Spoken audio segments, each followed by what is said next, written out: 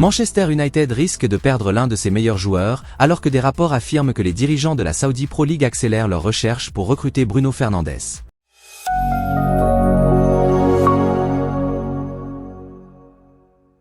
Le milieu de terrain offensif est arrivé en Angleterre il y a 4 ans, lorsque Manchester United a payé 55 millions d'euros au Sporting CP pour le recruter. Le montant de la transaction pouvait atteindre 80 millions d'euros en cas d'ajout, mais Bruno Fernandes en a valu la peine. Il s'est immédiatement imposé comme la principale source de créativité de Manchester United et a inscrit 71 buts et délivré 60 passes décisives en 215 apparitions avec le club jusqu'à présent, avec 7 buts et 6 passes décisives en 30 matchs cette saison.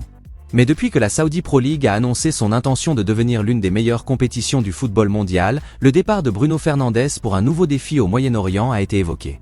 Selon le journal portugais Record, Al Hilal est le principal club saoudien à vouloir s'attacher les services du joueur de 29 ans. Le club saoudien aurait approché le camp de Bruno Fernandes avec une offre de contrat astronomique en janvier dans l'espoir de l'inciter à déposer une demande de transfert à Old Trafford. Al Hilal pense que Bruno Fernandes serait attiré par le fait que le club est dirigé par Jorge Jesus.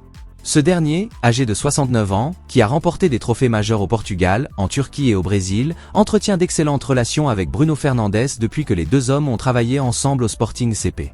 Par conséquent, Jorge Jesus aiderait Bruno Fernandes à s'intégrer rapidement à Al Hilal et lui donnerait immédiatement une place importante dans l'équipe première.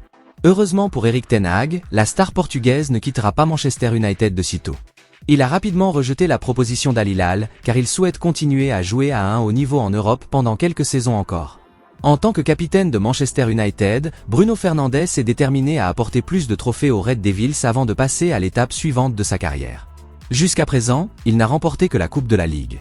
Erik ten Hag sera ravi que Bruno Fernandes n'ait même pas considéré l'offre d'Al Hilal, car il est pleinement investi dans le projet de Manchester United et fera de son mieux pour l'aider à se hisser parmi les 6 premiers.